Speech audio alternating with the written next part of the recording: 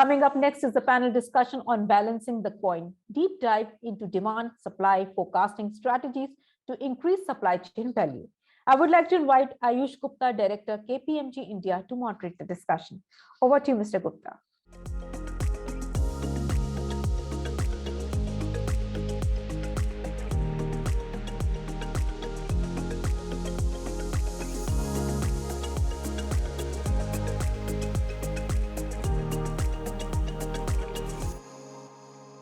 Hi, welcome everyone to Supply Chain and Packaging Summit 2022, the panel discussion on balancing the coin, deep dive into demand, supply, forecasting strategies to increase supply chain value. With me today, I have our esteemed panelists, Mr. Nandkumar Kulkarni, Integrated Supply Chain Director, Mondelez, Kamal Kathuria, Supply Chain Lead, Aditya Birla Fashion Retail, Mayank Pandey, Whole-Time Director, Supply Chain, Castrol, India, Pallavi, Head of Product Supply Organization for Godrej Consumer Products, Samrat Sehgal, Head of Supply Chain for Dabur, and Umesh Joshi, Director Supply Chain for McDonald's West and South Hardcastle restaurants. And I'll be the moderator for the session. My name is Ayush, and I'm a director with KPMG in India. Now, as you would have seen, we have a very fascinating panel brought in from different parts of consumer businesses across India to talk to you on what are some of the trends that they are seeing in supply chain and what does the future of supply chain really hold. I hope you will enjoy this session. And with that, before we start with our conversation, I'd request my colleagues to maybe introduce themselves briefly. We'll start with Mr. Nandkumar Kulkarni. Mr. Nandkumar, if you can please introduce yourself in a few lines. Thank you so much, Ayush. So I'm Nandkumar. I'm representing Mondelez India in this panel discussion. Roughly 21 years of experience across what we call end-to-end supply chain, plan, source, make, deliver in India, outside India. So really looking forward to this enriching discussion, share my perspective, and in the process learn from everyone. Sure. Thank you so much, Mr. Nandkumar. Next, may I request Mr. Kamal to introduce himself? Hi everyone, Kamal this side. I am taking care of distribution and customer service part for the Aditya Birla Fashion and Retail Limited. I have been associated with Aditya Birla Group for almost close to 14 years. I am taking care in a part of their fashion and retail vertical. I have been part of the group for close to 14 years. In that, I have been taking care from the perspective of ERP implementation, retail distribution setup, and planning part for the organization. I am actually basically a postgraduate from NITI Mumbai. Prior to that, I worked with Government of India and Department of Supply, Atomic Energy. There, I was taking care of production planning and quality assurance. Great to be here. Thanks, everyone. Thank you so much, Kamal. Mr. Mayank, if you could also introduce yourself in a few words, please. Hi, everyone, and thank you, Ayush. It's a pleasure to be here on this panel. My name is Mayank Pandey, and I head the supply chain for Castrol India. I am also the board member on Castrol India. Very briefly about myself, now over about 2 decades of experience, of which a good 14 years has been with Castrol, which is part of the BP group, as is widely known. And over my 20 years, I've had the fortune of working with lubricants, as I am today, and earlier with paints, engineering, and some years in consulting. So again, thank you very much. I look forward to the discussions. Thank you so much, Mayank. With that, let's hear from our next panelist, Mr. Samrat. Samrat, if you'd want to introduce yourself, please. Yeah, thank you, Ayush. So my name is Samrat. I am an electrical engineer from NIT Kurukshetra, and then I have done my post-graduation from NITI Mumbai in the area of supply chain. For the past 5 years, I have been working for Dabur, and I represent Dabur currently in this discussion. So that's what me and my career has been all about. Thank you, everyone. I'm looking forward to this panel discussion. Very happy to see such elite, set of people here on the panel. Thank you so much, Samrat. Looking forward to the conversation as well. With that, we'll go to Mr. Umesh Joshi. Umesh, if you can say a few words, please. Hi all, it's great pleasure to be part of this panel. I am Umesh Joshi. I am an engineer from NIT Allahabad and postgraduate from NITI Bombay, and I have done 15 months management course from IIM Bangalore also. I have started my career from soft floor, starting from automobile industry, then moved to CPG, and then moving to FMCG. So from last 14 years, I've been working in FMCG like ITC, Britannia, and Perfetti and Mali, and recently I moved to McDonald South and West. So I take care of supply chain as well as quality here, and I represent my company Hardcastle Restaurants here. Thank you. Thank you so much, Mr. Umesh. And with that, our last panelist, Pallavi. Pallavi, over to you, please. Hi everyone, it's a great pleasure to be here. I work with Godrej Consumer. I've been with them for almost 25 years. I have basically worked end-to-end supply chain, plan, make, source, deliver, and that's what I look after for them in India. Previous to this, I had worked for about 8 years for Godrej in Indonesia. Thank you. Thank you so much, Pallavi. So as you all heard, we've got a fantastic panel for you today, bringing in people from different parts of supply chain, different brands, and all of them will talk about various aspects of supply chain as a whole. Without further ado, maybe let me start with Mr. Nandkumar. Mr. Nandkumar, a question for you. What are some of the initiatives that your organization has taken to transform the supply chain, both pre-COVID and also over the last maybe 24 months, as COVID has seen supply chains get disrupted around the world? What are some of those top 2 or 3 initiatives that you would want to share with our audience that your organization has taken? Absolutely, Ayush, and fantastic question to start this panel discussion. What we say that we are still in the midst of COVID, and it's a unique lifetime kind of a black swan event, and hence the things probably all the organizations which we are doing pre-COVID, and as they emerge stronger out of this particular COVID situation, there is some change, there is some say new normals which are getting established. And obviously our supply chain is also part of this larger ecosystem. So I will dwell upon 3-4 key initiatives, some of the initiatives which we are accelerating or carrying forward in a different way, some of the initiatives which are new, which we are trying to sort of embrace effectively as we look for the new future kind of scenario for the supply chain and for organization. Now, first initiative, and probably most of the organizations are quite fascinated with that, is accelerating the digital supply chain journey. Now, every organization is really working on how they can work and build the right capabilities for digitization. The way we are approaching it, not just as a tactical or a short-term solution, which digitization can bring for the business or for supply chain, but rather make it a part of the integral business strategy. And hence, along with doing the digital initiatives, it is equally important that we build what we typically call as a digital quotient or digital capability of the leadership team. And a lot of focus emphasis is being given on that, which is the softer aspect of, say, the entire digital journey. And then bigger aspects is how do you really make the overall supply chain a truly visible supply chain? We have seen that, especially during this pandemic, if the supply chain is truly digital, if it is visible supply chain, it can become a significant competitive advantage, not just for a function, but for an entire business. And hence, there are several initiatives which we are carrying forward. Just to give some examples, how we can really make our factories truly digital factories, and absolutely amazing progress has been done on that front.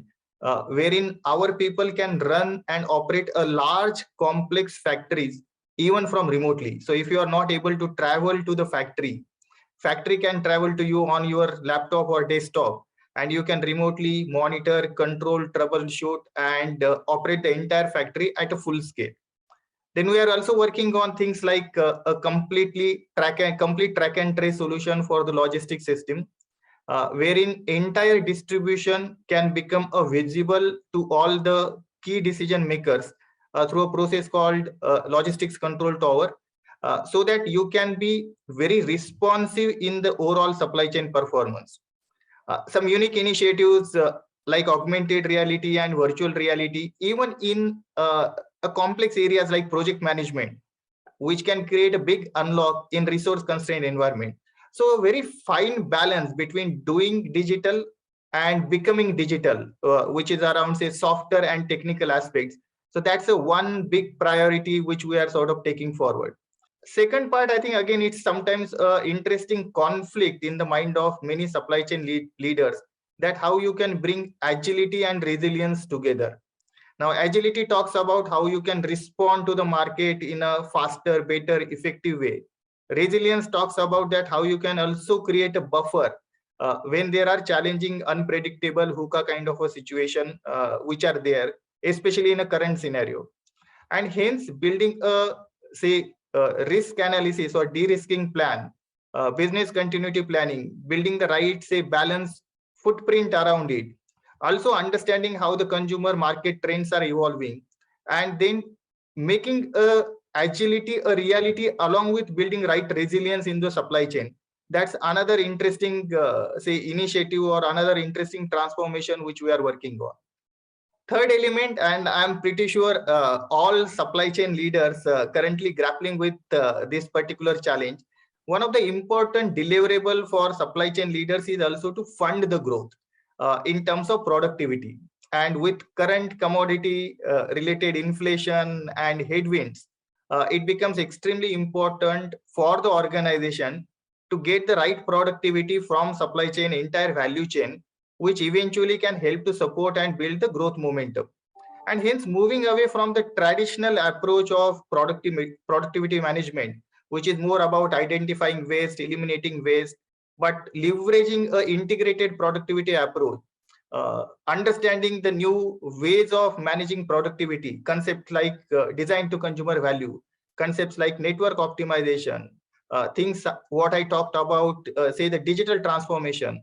So bringing multiple elements of productivity management together, which will really create a huge unlock or which will create a huge momentum around funding the growth. That's the third priority which we are working on. And the last one is around the sustainability. I think we have heard a lot in terms of COP26. We are hearing a lot about say green and sustainable supply chain. So the fundamental difference which we are trying to bring here is how we can move away from the incremental initiatives for sustainability, which is more like a year-on-year kind of improvement, to a transformation initiatives that you begin painting the end state and how you can really move towards the end state, creating a greener, sustainable supply chain, and also create a right ecosystem of partners who can really help you support in this particular journey. So these are four broad areas: digital, agile, resilience, supply chain, new age productivity management, and sustainability at core can effectively, and then there are many more things, but these are the four areas which comes to my mind, which is really helping us to drive the supply chain transformation. Maybe a last comment, I think see supply chain or supply chain management has become a happening topic, especially in this pandemic. So it's amazing that how supply chain can work on multiple initiatives and not just drive the functional transformation, but business transformation. And these are just few examples which I shared, but I'm sure there will be many more which we'll explore through this particular discussion. Thank you so much, Mr. Nandkumar. I think those are four very good points that you mentioned: people, agility, productivity, and sustainability. Four tenets for any supply chain leader to focus on. Maybe before we go on to the next topic, I'd request Mr. Samrat to come in and share some thoughts on what has he seen in his organization. And Mr. Samrat, if you have some thoughts you'd like to share. Yeah, Ayush, I think, while I was listening to what Nand was saying, I think one very, good thing which has happened is that, organizations now realize that, going the digital way is actually an imperative today. Investment in technology or any investment for that matter, called for a return on investment in the erstwhile scenarios. So probably pre-COVID, every time you wanted an investment of a few crores, organization would ask this question that, what's the ROI on that investment? Today, as it has become an imperative, so that question is no more there. Everyone, all the CEOs know that investment in digitization is a must. It's a matter of survival, in fact, today. And no organization can survive without, going the digital way. And the COVID has taught us that. And I think many organizations, including us, Nand has already shared his experience. Dabur has also actually taken a lot of initiatives in this area. And one more good thing which has happened is that with the startup ecosystem being around, there are many startups which are actually offering you, pilots at a very, low cost. So you can test the technology and then decide to scale up. Once you decide which technology suits your needs and your organization's needs the most, then you can decide to scale it up. So two things, as I was saying, COVID and then realization that digitization is critical, and this whole ecosystem of startups, which is helping the organizations to experiment very, very widely. So these are two very critical things which have happened in the last 2 years. And I think just to add, for example, Dabur has invested in particular technologies of integrated business planning so that the supply chain becomes more connected to the business and more agile supply chain. So IBP implementation we took up in the last 2 years itself, and we have actually gone live now. So these are the critical things happening across the organization, and we have also experienced the same thing. Sure. I think that's a very good point that you've raised, Samrat. And in fact, let me pick up the first one, which I think is on the mind of supply chain professionals everywhere, which is the elephant in the room in some ways, which is COVID, right? And Mr. Kamal, if I can request you to come in and tell us a little bit about, what have you seen in COVID? Because when we talk to companies, we saw that supply chains pre-COVID were really built for efficiency. But this efficiency in some ways over-optimized for steady state, and therefore the variation that happened because of COVID is something that the supply chain could not really handle. So what are some of the learnings that you've had from a COVID perspective, if you were to look at this in retrospect, and some of the learnings that you or your organization may have applied? We'd be keen to hear those. Kamal? Thanks, Ayush. So, Ayush, the moment COVID comes in the mind, it comes a word called disruption. The disruption across everywhere. And being a part of apparel and fashion industry, definitely we were second to hotels and tourism, who got badly impacted with the COVID. The moment COVID scenario started, this pandemic started, there was almost zero sales, literally for apparel and retail businesses. The moment we started coming out and the economy started getting open up, also we found multiple challenges around. We found our customers has been changed. The preferences of products has been changed. The preferences of the channel from where they have been sourcing the apparel and merchandise has been changed. The preferences or the pattern of spending has been changed. Even the decisions has been changed. The brand's loyalty has been changed. So it was like the moment we came out as an apparel industry, it was completely changed for us. So definitely this disruption and this VUCA kind of a scenario has impacted badly to us. What helped us as an organization was the strength of our and belief in our processes and our systems in place.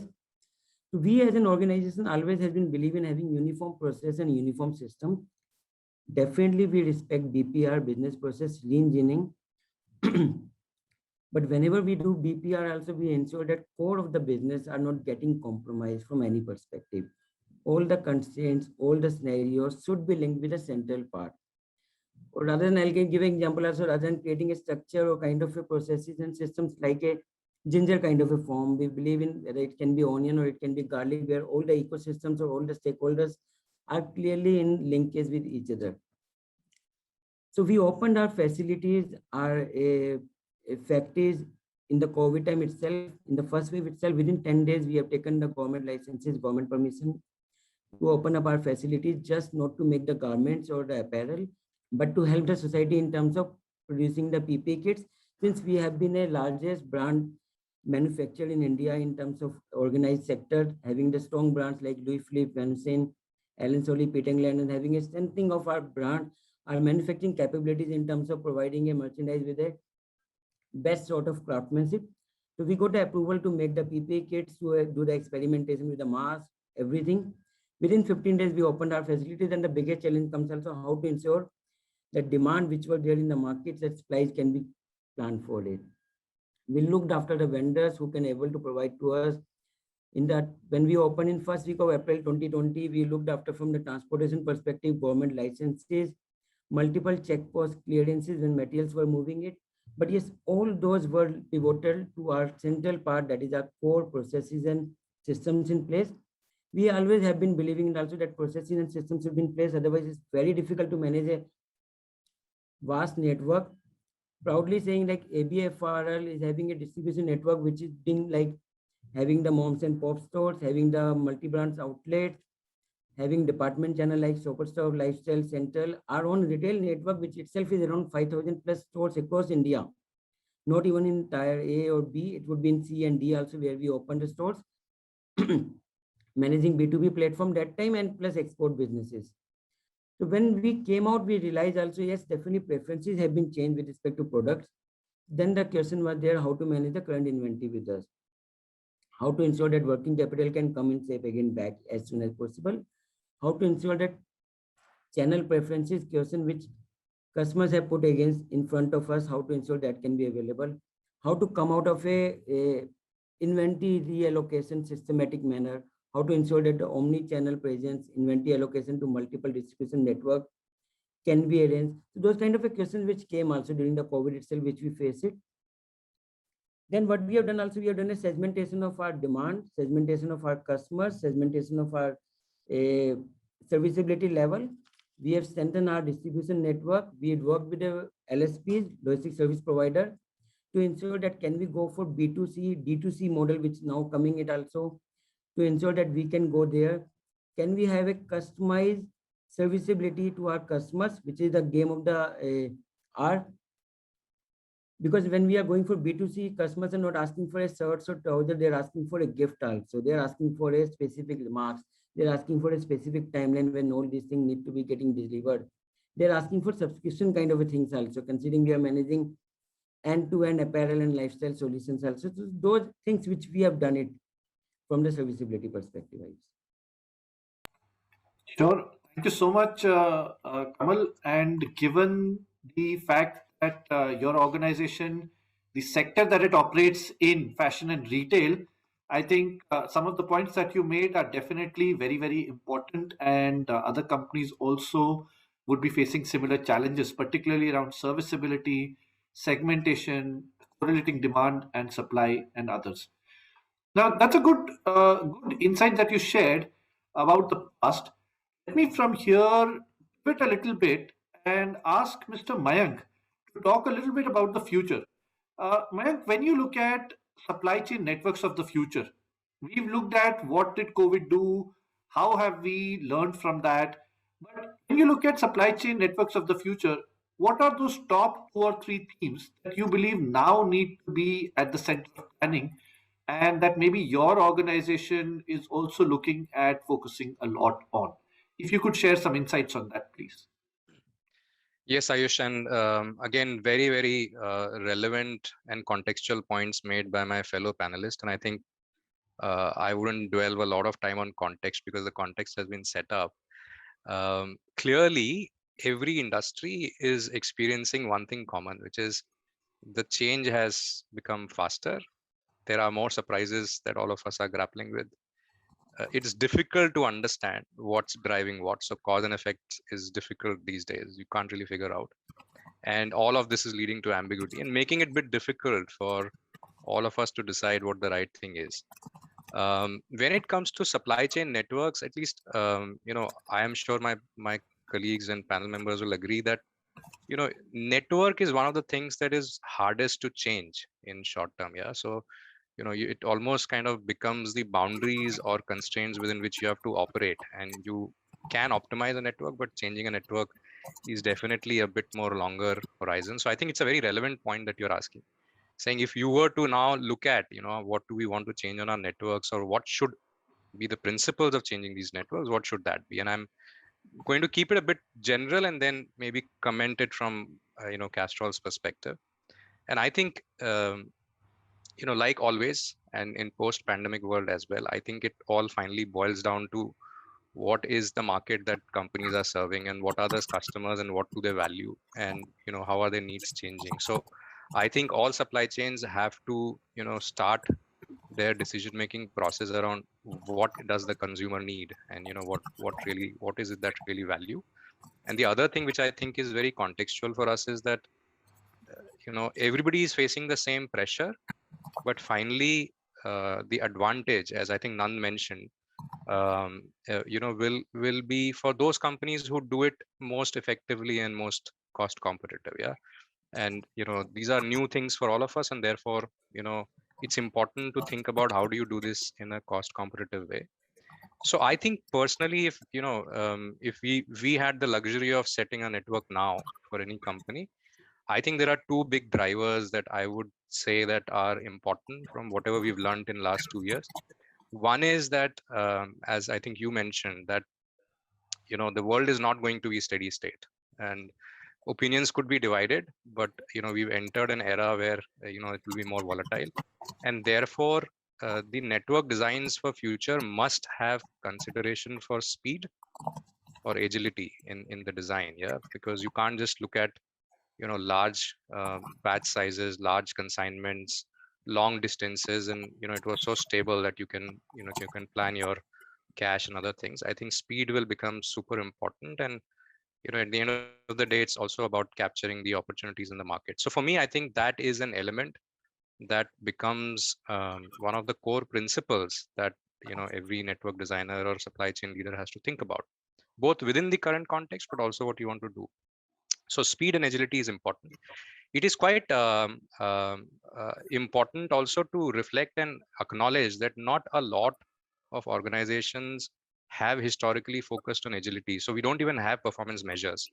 Yeah, so I think it's also about recognizing that from an organizational perspective, we must start prioritizing agility, have measurement systems of measuring speed, lead times, yeah, and introducing them into our decision making process. So I think that's, to me, one of the most important factors that I think is important. But I must also say this, that at all points of time, being cost competitive is going to be what matters. Yeah, so you can't just you can't do this at a very high cost, otherwise somebody else will do it better, and we won't gain in the market. So that's always balancing the coin, as the title of the session is. The other thing which I think is going to be a reality for future, and again I think Nand mentioned this, is that here and now sustainability is not a big theme. Yeah. But this is an area where at least we believe in, I personally believe in, and Castrol believes in, is an important, a very important principal factor, where consumers are shifting to their purchase behaviors are shifting to companies which are sustainable. Our societies want organizations to be sustainable. The governments want organizations to be, corporates to be sustainable. So we must consider sustainability in our networks, and the implications of that could be that you have to ensure that the end-to-end or cradle to grave CO2 impacts are minimized. Again, a very difficult area, because you don't go and find supply chain models where you can put sustainability factors like you do for cost, for example, right? So it's a new area, and clearly something that we all have to look at.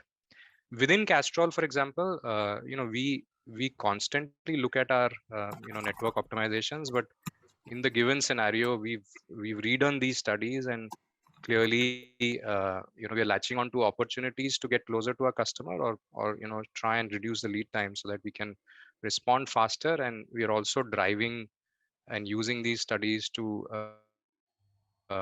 find opportunities to cut down our CO2 impacts, especially on transports and all. So I think that's clearly in my view on the network. If I was to kind of look at your second part of your question, right, which is about what is the few themes and center of planning. So I think the first of all, the most interesting thing is that planning has truly become a nerve center of an organization. supply chain planning, and it's quite amazing how many times supply chain and demand and supply is being talked about. And I think there are three key themes in my view that are, I would say, new areas that at least we are focusing on, and keen to hear what others think about it.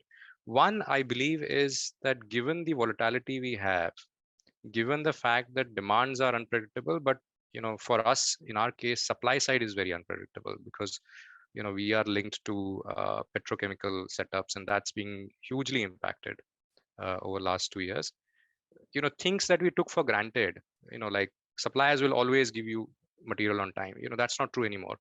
So ability to in your S&OP processes, ability to create multiple what if scenarios, to say, if I'm not going to get certain raw materials or some capacities are not available, how do I maximize gross margin or top line or profits rather than service level, I think is a unique and a new capability that I see as an important factor. In summary, for me, if you were to look at two big messages, agility is going to be a distinctive advantage at competitive, being cost competitive, so not at any cost. And I think sustainability is the new area that I think will emerge more and more important. Ayush, thank you. Very interesting, Mayank. I think that gives me two areas that I would want to maybe explore a little further in this discussion. So, one is the entire, what does the consumer goods company really do on this, and maybe that's where I'll bring in Samrat. And then after that, you spoke about the need to plan and replan very quickly, and to be able to respond to signals and insights that you might be seeing from the market. And that's where I'll request after that Mr. Umesh to come in and talk to us a little bit more about, what is the role that algorithms are playing, how much control have we really given over to technology. But before that, let me request Samrat to come in. Samrat, if you can talk about, as the future of supply chain is built out, we heard some of the inputs from Mayank. What would your thoughts be on some of the key things that leaders should keep in mind, and what is it that you've seen Dabur really do well over here? I think very important aspect, all companies are looking at today. If we look back last 2 years during the lockdown specifically, if we see, it was not the brands that were competing with each other. What we observed was it were the supply chains which were actually competing with each other. And if you see, brands which won were the brands which were actually supported by robust supply chains. So I think for future, supply chain function has to be developed in a way that it becomes a core competence for the organization. And competitiveness is more about, what the customer will value rather than being, inward looking. So, as we see, today also, and going more and more in future, products actually will become more and more commoditized. It is the question that what is the value proposition which you offer to the customer. That is where, the supply chain will become very, very important. Every connect which we will have with the customer will influence whether he will come back to us or whether he will not come back. Again, supply chain will become important. Customer experience, I think, is going to be the next competitive battleground.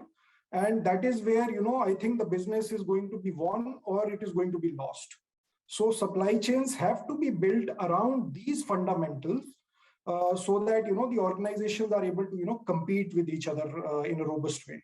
So what does this mean actually? If I have to say that, customer, when he becomes the center, so first thing is going to be important is, what the customer needs. So I think demand estimation is going to be one of the critical pieces of the chain, the link which has to be very, very strong. It has to be the demand estimation. So demand estimation today, you do statistical demand forecasting, but I think the imperative is to have additional tools around the statistical forecast, which can actually help you to do the real-time demand sensing, how the customer behaviors are changing. That needs to be monitored more frequently so that the offerings can be, accordingly changed or can be managed. Shifting from the S&OP process here is very important. You have to go to a integrated business planning process rather than having a S&OP process. And I think some of the panelists have already talked about this. Crashing the planning cycle times is very important here, so that the demand estimation which you have done and the demand sensing which you do, where you bring in the element of change in the customer behavior. So a crashed lead time will make sure that rather than having a monthly forecast, you actually go to a fortnightly or a weekly level, so that you're able to track those changes which are happening in the marketplace and you adjust your overall supply chain. So ultimately, demand-driven supply chain, which has a very, very robust mechanism of estimation of the demand. So this is going to be the first thing. Second, I think, again, a topic which some of the panelists have already touched upon, I think ability to service the customer. And here, if you replace this B of ability with a G, it is agility to service the customer. So very, very important. See, the customer today has the ability to choose the product and transfer the money to you at the speed of light. Now the customer's expectation is that you are able to transfer the product also at the speed of light. So here is going to be the important aspect about the overall agility of the supply chain, and the agility of the supply chain will come basically basis the digitization. So it is very important that you have tools which give you end-to-end visibility of the supply chain, right from whether it is procurement to manufacturing, logistics, your own vendors, the overall visibility of the supply chain. As much as you are able to increase it, your agility is going to increase. So this is the ability or agility to service the customer. So this is going to be the second pillar around which the supply chain has to be built, the digitization. I think the third aspect is going to be the experience which you offer to the customer. If you see e-commerce, so e-commerce has been gaining ground over the last 6-7 years. So what was the differentiator for e-commerce? If you see, I think it was the customer experience of delivery, plus the ability of the customer to give a quick feedback. These were the things because of which I think e-commerce was gaining importance. During the COVID period, we saw that because it was a contactless method of purchasing or delivery, that is where I think it actually, the importance of e-commerce increased multifold. So organizations saw multifold growth in the last 6-7 years, but in the last 2 years, again, there was a tremendous growth because it was a contactless method of purchasing.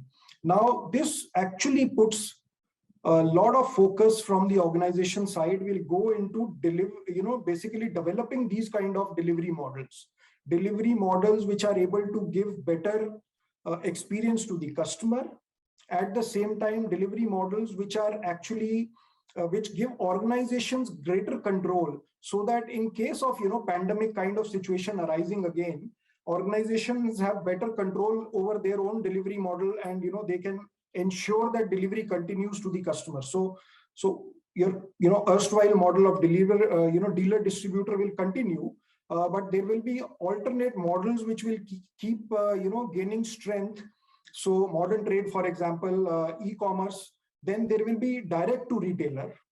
So you basically overcome the dealer distributor model, you directly go to the retailer, or you have your own direct to customer. So your own commerce, the organizations are going for their own e-commerce models also. So I think it will be imperative that these models are going to gain strength. Companies are going to experiment with these models, and each company will settle at a certain level of their sales coming from each model.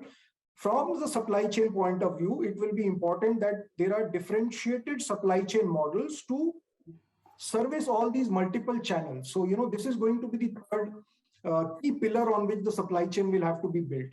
Efficiency, I think, is going to be very important. I'll not spend too much time here. I think everyone understands that, and supply chains will have to be, absolutely, they have to be efficient. Otherwise, as Mayank was mentioning, there will be someone else who will do it cheaper, and customer will definitely move to them. And finally, I think it is going to be, what are you giving back to the customer? So ultimately it's about sustainability. So it is very important aspect, and the importance of sustainability or sustainable practices is going to increase going forward. So it is very important that you focus on the initiatives which you do yourself. So organization takes those initiatives, plus the initiatives which you try to embed within your suppliers or your vendor base. So how well you are able to establish that in the whole ecosystem is going to be very, very important. So, I think the steps, initiatives which you take yourself will be about sustainable sourcing. So for example, in Dabur, we cover all our partners, right from the biggest raw material or packing material suppliers to the smallest of farmers, who again are, some of our vendors. So sustainable sourcing from them. We have successfully actually developed sustainable agricultural supply chain, not only in India, within India also within various geographies, but it is a worldwide phenomena which we are doing, so that we are able, the kind of volumes which we have for, some of the Ayurveda products. It is very important that we have a very, very sustainable system of, procuring those materials. So we have actually worked with all the vendor base around this. And apart from this, there are manufacturing related initiatives. And finally, on distribution, so you work around your own transporters. So we are seeking transporters who are dedicated towards, sustainable and socially conscious way of working. For example, adopting EVs and alternate fuels. So these are some of the initiatives on which we are actually building our supply chain. Sure. Ayush, if that answers. Yes, thank you so much, Samrat. And I think some of the points that you mentioned, demand estimation, integrated business planning, delivery models, I think that gives us a very good segue into the next part of our discussion. And that's where I'd like to bring in Mr. Umesh. Mr. Umesh, if you could tell us a little bit about, a famous quote that is said about supply chain, which is that supply chain is part science and part art. Now, while that was said earlier, but today, given the increased role of algorithms, technology, and ecosystems, do you think we've given, a lot of power to technology, or do you think it is still science and an art that supply chain is, and technology is still not as much as it could be? Your thoughts, Mr. Umesh, please. Thanks, Ayush. So my thought is, answer is yes and no both. So because if you see the landscape of all the companies in India or worldwide, so larger companies was earlier implementing a lot of IT tools. In fact, I myself have worked in 3 IBP implementation earlier because of larger organizations. So after pandemic, a lot of focus happens on digitization, a lot of work that happened. But it's like supply chain is like a music, basically. Like music has notes and words. So, but it requires really symphony to deliver a great orchestra. So similarly, there is a lot of collaboration is required in terms of delivering wow product on time and in full, and which requires a lot of collaboration. In fact, if the strategy of our company is like working in long-term partnership with the vendors. Like our company came in India around 25, 26 years back. And in fact, they started working in back-end supply chain 3-4 years before they opened the first store. And our suppliers most of the suppliers are working from more than 25 years with us. And it's a very, very close supply chain. So it requires a lot of collaboration. Like we manage the supply chain from farm to fork. So everywhere we monitor the parameters. So we have done the automation in terms of monitoring the system of SQMS, DQMP, and SWA. So on which we get the support from corporation. And so everything we do it with the help of technology as well as with the help of collaboration, which requires a lot of art skills also. And I believe so earlier the digitization was much lower. Now there is a balancing act between art and technology. I think this will be the really good combination for all the organizations, and this will really help to deliver wow product to the customer.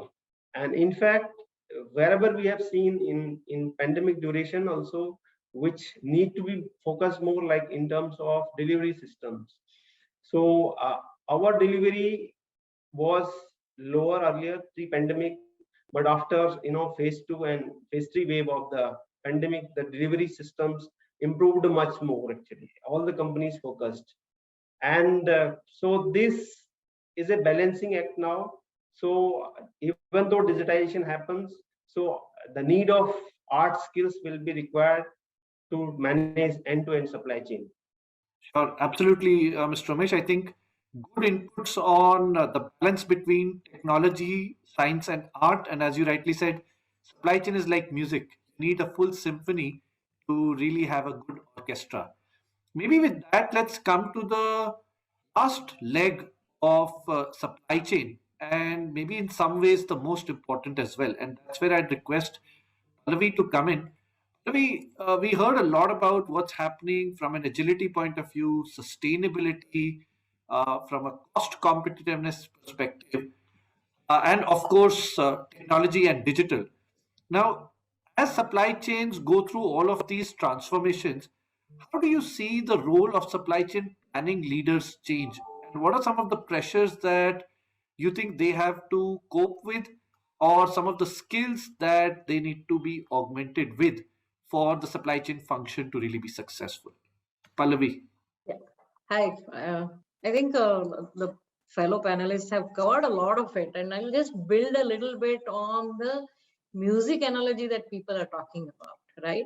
So Sure. I think in the pre-digital era, the planners were had maybe one or two symphonies that they wrote, and actually, because in implementation you do come up with a lot of, you face reality, right? And so the planners were writing maybe two symphonies, but they were also orchestrating those symphonies, right?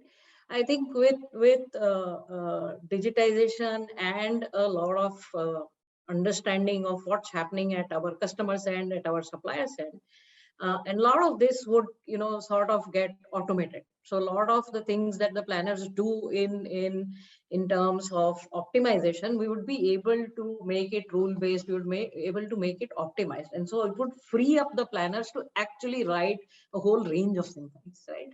And when you see when I look at what I think that the change that the planners would do is not tweaking their one or two symphonies, but they would actually spend a lot of their time in creating scenarios and figuring out, and also having plans in place, right? So I think Mayank spoke about speed, agility, right? And the demand of the future is not speed, agility, or cost, but it's speed, agility, and cost, and sustainability, and quality. It's now everything is an and, nothing is a or, right? And with digitization, with the availability of data, I think the other thing that we would see in the future is the planners' ability to create a lot of scenarios and a lot of solutions also, right? That for this scenario, how do I maximize, let's say, revenue? What's my maximization function? It could be revenue, it could be throughput, it could be service levels. You would have all these what should I say, rule books and situations in place. Sure. Thank you so much, Pallavi. I think some very good points made by you. The focus for planners to create scenarios and solutions and leverage data means that supply chain planners will have to be maybe scientists, artists, and data modelers all at the same time. And I think that's something that would be a fascinating transformation for all of us as digital and supply chain professionals to really go through. Uh, Maybe one last question, and briefly, if anyone would want to share some thoughts. While there are a lot of transformation concepts, we heard a lot today around speed, agility, cost, sustainability, etc. What would you say are two or three stumbling blocks, or value traps, as they are called, that supply chain leaders should also be wary of? And while those may look attractive at first, but those have been something that have been explored and therefore not really worth focusing on for supply chain leaders. Any words of wisdom or areas to avoid that you'd want to share? Maybe I'll start with Mr. Nand.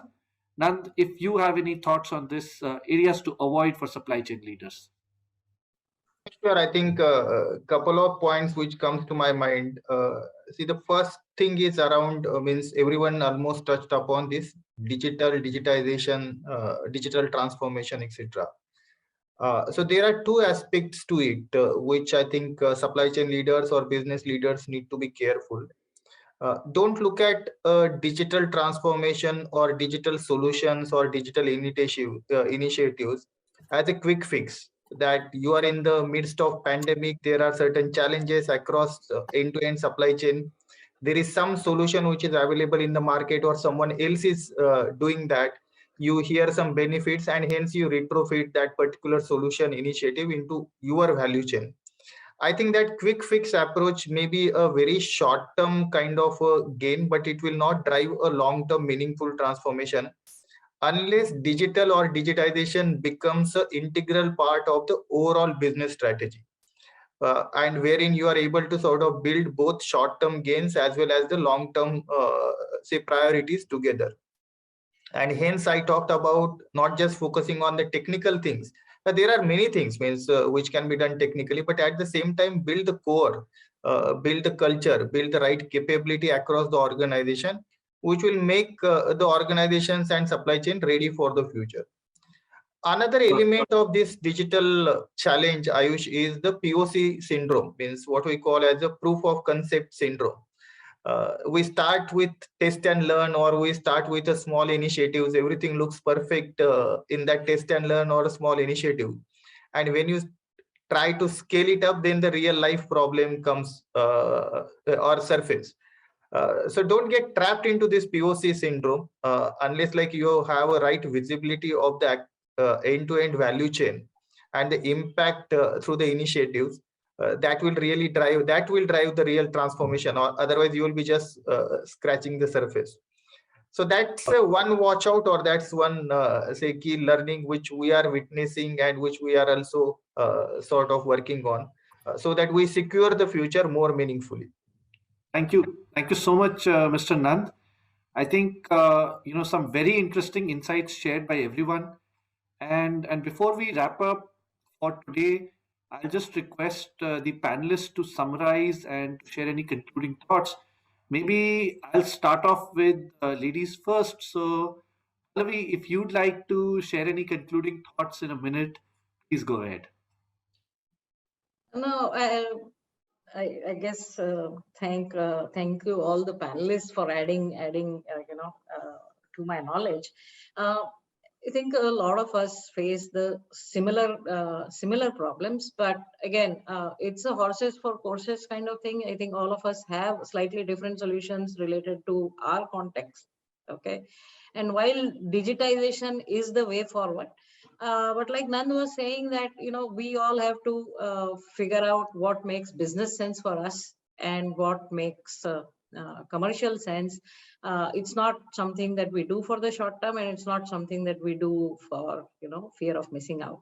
I think if we bring that basic sensibility to the decisions that we make, I think this path is going to lead to a lot of efficiencies and improvement in how we service our customers. Thank you so much. Thank you, Pallavi, for sharing that. Next, if I can request Mayank to share his thoughts. No, actually, a very, very fascinating conversation. I think my immediate thought is we are all in interesting times. And I think in supply chain, especially, we'll have exciting times. And it's a great time for new managers to join supply chain. I think that was the first thing that was coming in my mind. A few thoughts that as I was kind of reflecting on what everybody was saying, and I think the first one that comes to my mind is, we all talked about technology taking mainstream. And, I think it's a good reminder that, many digital initiatives fail. I think there are data that says more fail than succeed.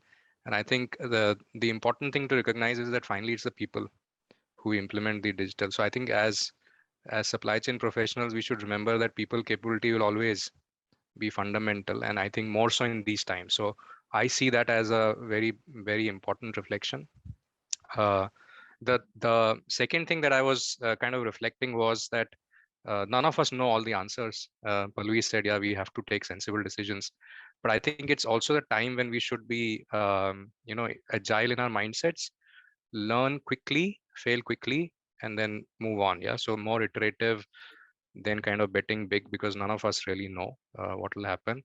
And lastly, I think, I am actually very conscious that I think it's a great opportunity for all of us to be good corporate citizens. So, that sustainability is becoming mainstream and at center of supply chain, I think is a good news for all of us. Yeah.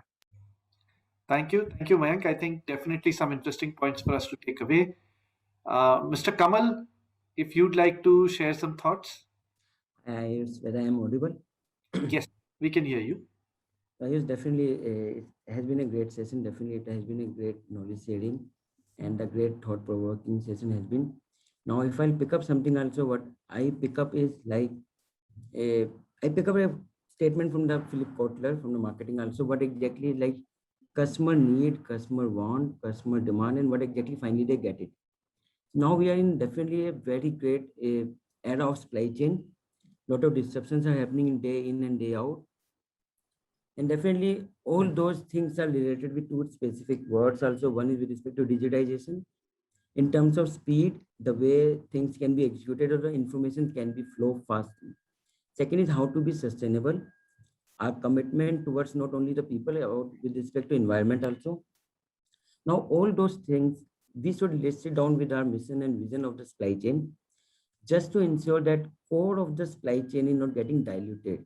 We should keep doing the experimentation, but at the same time, any disruption in the serviceability to a customer definitely is going to impact the brand names and the reliability. Customer as well as business leaders should be clear about that supply chain is reliable. Whenever something has been asked for it at the right time, right place, should not get compromised.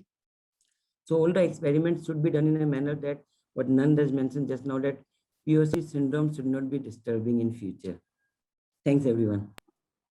Thank you so much, Kamal. Next, maybe we can hear from Samrat. Samrat, any concluding thoughts from you? Yeah, I think very interesting to hear all the panelists actually. Though there were a few points which were kind of, similar, but I think a lot of new learnings have come during the discussion. So I think specifically the inputs on, how you become better corporate citizens, Mayank's view on that. And I think Pallavi and Nand, they have given certain very, very important and eye-opening inputs. For me, I think the key takeaway here is, the key point that everyone, I think, is, undergoing the same phenomena of supply chain gaining more importance.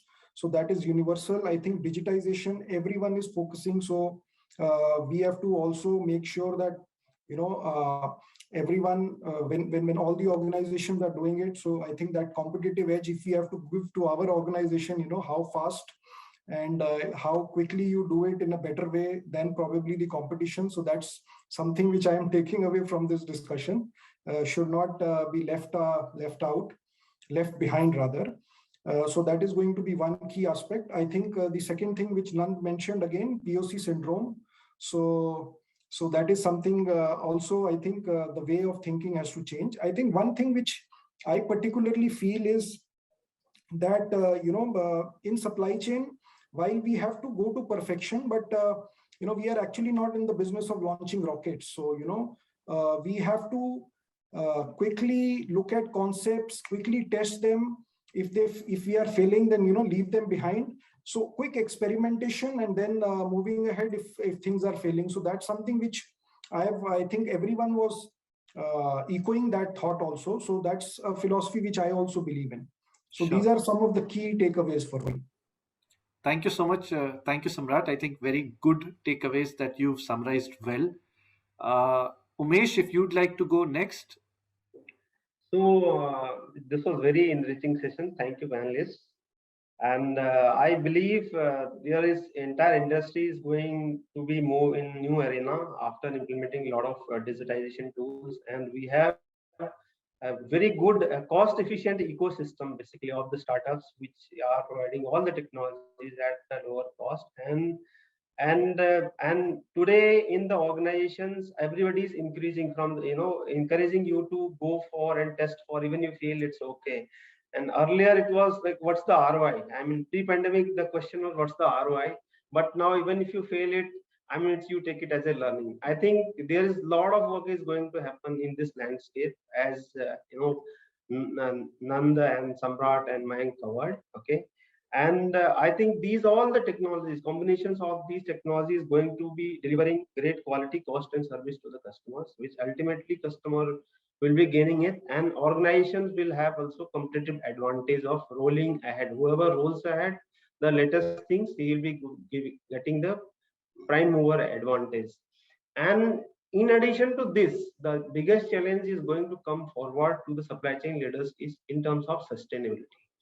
So like in our case, like I mean, we have been working on sustainability from long time. So like in case of oil, we are working, we are ensure that no UCO oil goes to the food supply chain again. It's picked up from the store and it directly goes to the biodiesel plant. It gets converted into biodiesel. We ensure that at every step it happens.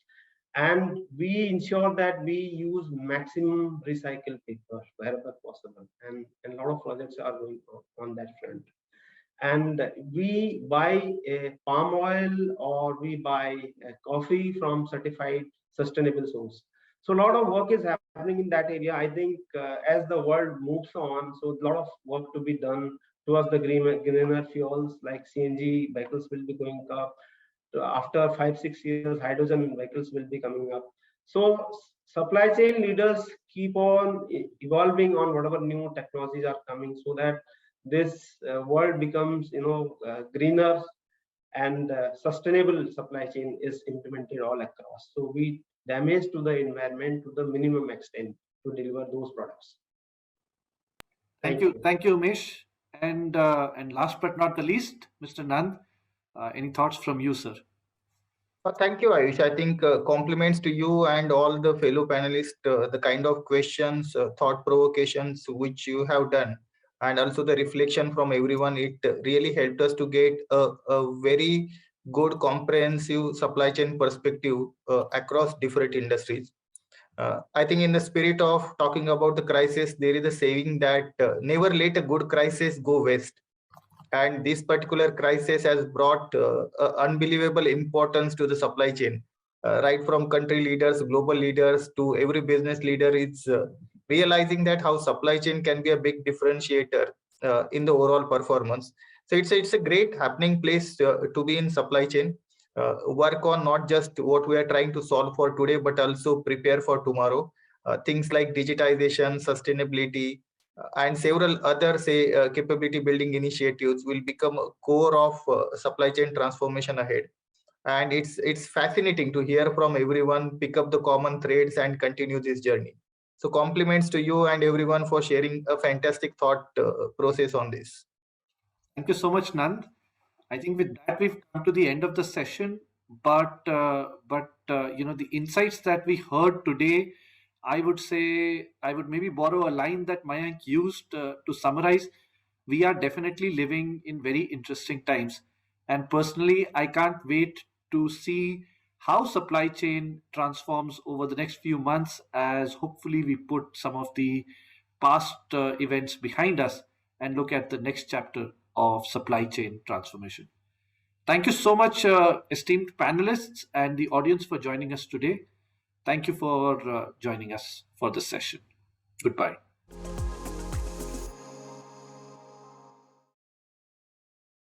Thank you everyone for such an interesting discussion.